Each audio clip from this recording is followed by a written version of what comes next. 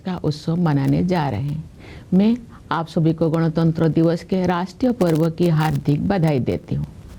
गणतंत्र दिवस का पावन पर्व हमारे अतीत, वर्तमान और भविष्य में देश की दशा और दिशा का अवलोकन करने का अवसर होता है। स्वाधीनता संग्राम के बल पर 15 अगस्त 1947 के दिन से हमारे देश की दशा बदली। भारत स्वाधीन हुआ। हम अपनी राष्ट्रीय नियति की निर्माता बने। 26 जनवरी 1950 के दिन से हम अपने गणतंत्र को संवैधानिक आदर्श के दिशा में आगे बढ़ा रहे हैं। उसी दिन हमने अपने संविधान को पूरी तरह से लागू किया। लोकतंत्र की जननी भारत भूमि उपनिवेश के विधि विधान से मुक्त हुई और हमारा लोकतंत्रात्मक गणराज्य अस्तित्व में आया। हमारा संविधान विश्व इतिहास में आज तक के सबसे बड़े गणराज्यों का आधार ग्रंथ है। हमारे संविधान में निहित न्याय, स्वतंत्रता, समता और बंधुत्व के आदर्श हमारे गणतंत्र को परिभाषित करते हैं। संविधान निर्माताओं ने राष्ट्रीयता की भावना तथा देश की एकता को संवैधानिक प्रावधानों का सुदृढ़ आधार प्रदान किया है। लौह पुरुष सरदार वल्लभ भाई पटेल ने हमारे राष्ट्र का एकीकरण किया। पिछले वर्ष 31 अक्टूबर को कृतज्ञ देशवासियों ने उत्साहपूर्वक उनकी 150वीं जयंती मनाई। उनकी 150वीं जयंती के पावन अवसर से जुड़े स्मरण उत्सव मनाए जा रहे हैं। ये उत्सव देशवासियों में राष्ट्रीय एकता तथा गौरव की भावना को मजबूत बनाते हैं। उत्तर से लेकर दक्षिण तक तथा पूर्व से लेकर पश्चिम तक हमारी प्राचीन सांस्कृतिक एकता का ताना बाना हमारे पूर्वजों ने बुना था। राष्ट्रीय एकता के स्वरूपों को जीवंत बनाए रखने का प्रत्येक प्रयास अत्यंत सराहनीय है। पिछले वर्ष 7 नवंबर से हमारे राष्ट्रीय गीत वंदे मातरम की रचना के 150 वर्ष संपन्न होने के उत्सव भी मनाया जा रहा है। भारत माता के दैवी स्वरूप की वंदना का ये गीत जनमन में राष्ट्र प्रेम का संचार करता है। राष्ट्रीयता के महाकवि सुब्रमण्य भारती ने तमिल भाषा में वंदे मातरम येनवम अर्थात हम वंदे मातरम बोले इस गीत की रचना करके वंदे मातरम की भावना को और भी व्यापक स्तर पर जनमानस के साथ जोड़ा। अन्य भारतीय भाषाओं में भी इस गीत के अनुवाद लोकप्रिय हुए। श्री अरविंदो ने वंदे मातरम का अंग्रेजी अनुवाद किया। ऋषितुल्य बंकिम चंद्र चट्टोपाध्याय द्वारा रचित वंदे मातरम हमारे राष्ट्र वंदना का स्वर है। आज से 2 दिन पहले यानी 23 जनवरी को देशवासियों ने नेताजी सुभाष चंद्र बोस की जयंती के दिन उन्हें सादर श्रद्धांजलि अर्पित की। वर्ष 2021 से नेताजी की जयंती को पराक्रम दिवस के रूप में मनाया जाता है ताकि देशवासी विशेषकर युवा उनकी अदम्य देशभक्ति से प्रेरणा प्राप्त करें। नेताजी सुभाष चंद्र बोस का नारा जय हिंद हमारे राष्ट्र गौरव का उद्घोष है। प्यारे देशवासियों, आप सब हमारे जीवंत गणतंत्र को शक्तिशाली बना रहे हैं।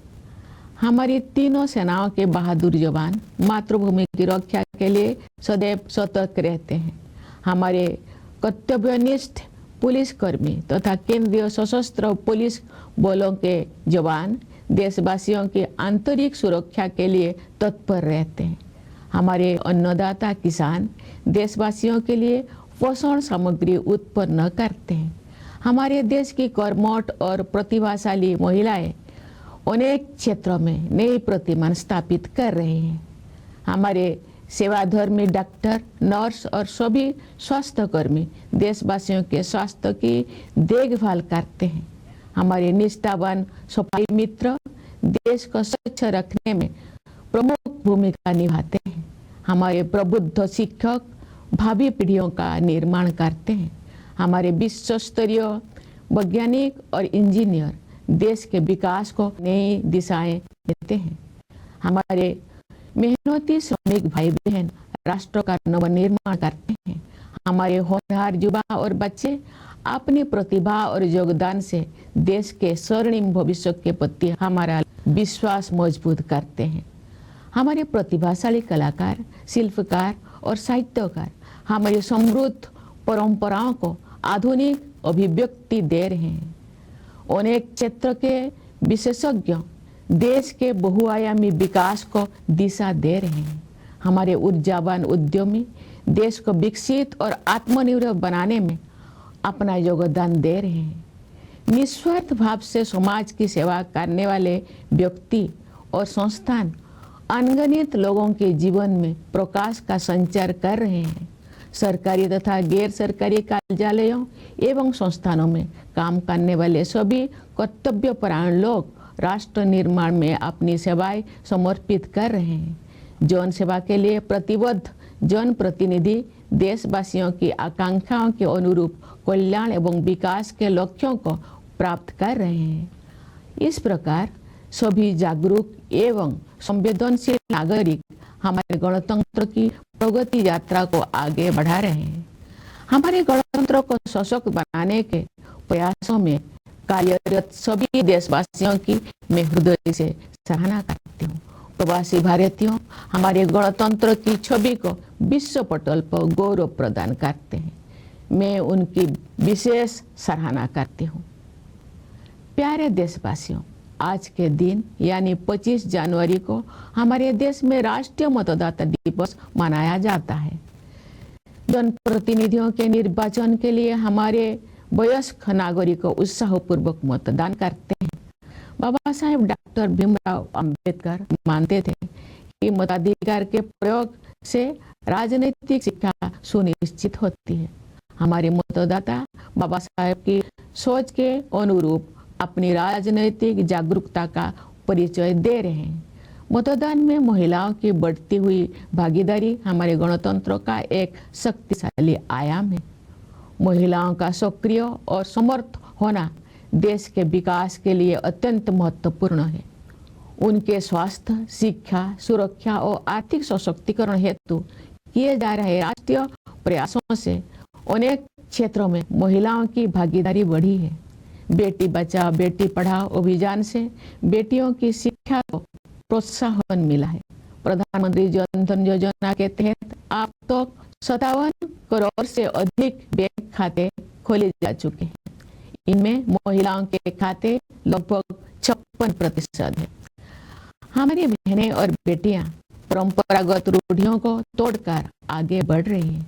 महिलाएं देश के समग्र विकास में सक्रिय योगदान दे रही है।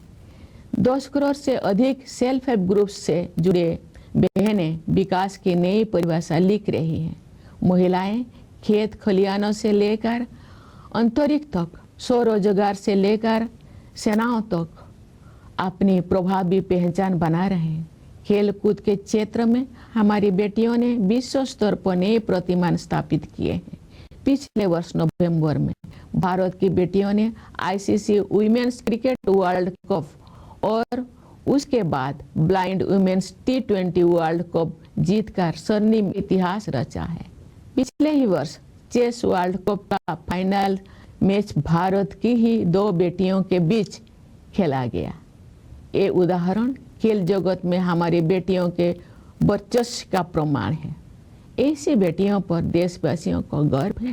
पंचायती राज संस्थाओं में महिला जन प्रतिनिधियों की संख्या लगभग 40% है। महिलाओं के राजनीतिक सशक्तिकरण को नई ऊंचाई देने वाले नारी शक्ति बंधन अधिनियम से महिलाओं के नेतृत्व द्वारा विकास की सोच को अभूतपूर्व शक्ति मिलेगी। विकसित भारत के निर्माण में नारी शक्ति की भूमिका महत्वपूर्ण रहेगी। उनके बढ़ते हुए योगदान से हमारा देश महिला पुरुष समानता पर आधारित समावेशी गणतंत्र का उदाहरण प्रस्तुत करेगा। समावेशी सोच के साथ वंचित वर्गों के कल्याण और विकास के लिए अनेक योजनाओं को कार्य रूप दिया जा रहा है। पिछले वर्ष 15 नवंबर को देशवासियों ने धरती आबा भगवान बिरसा मुंडा की जयंती के दिन 5वां जनजातीय गौरव दिवस मनाया तथा भगवान बिरसा मुंडा की 150वीं जयंती के उपलक्ष्य में मनाए गए उत्सव संपन्न हुए। आदि कर्मयोगी अभियान के माध्यम से जनजातीय समुदाय के लोगों में नेतृत्व क्षमता को निखारा गया। विगत वर्षों में सरकार ने जनजातीय समाज के गौरवशाली इतिहास से देशवासियों का परिचय कराने के लिए संग्रहालय के निर्माण सहित अनेक कदम उठाए। उनके कल्याण और विकास को प्राथमिकता दी गई है। राष्ट्रीय सिकिल सेल एनीमिया उन्मूलन मिशन के तहत अब तक 6 करोड़ से अधिक स्क्रीनिंग की जा चुकी है। एकलव्य मॉडल रेसिडेंशियल स्कूलों में लगभग 1,40,000 विद्यार्थी शिक्षा प्राप्त कर रहे हैं तथा अनेक विद्यार्थी ने प्रतियोगी परीक्षाओं में उत्कृष्ट प्रदर्शन किया है। स्वास्थ्य और शिक्षा के ऐसे अभियान जनजातीय समुदाय की विरासत और विकास का समन्वय कर रहे हैं। धरती आबा जनजातीय ग्रामों उत्कर्ष अभियान तथा पीएम जनमन योजना के द्वारा पीपीटीजी समुदाय सहित सभी जनजातीय समुदाय का सशक्तिकरण हुआ है। हमारे अन्नदाता किसान हमारे समाज के तथा अर्थव्यवस्था के मेरुदंड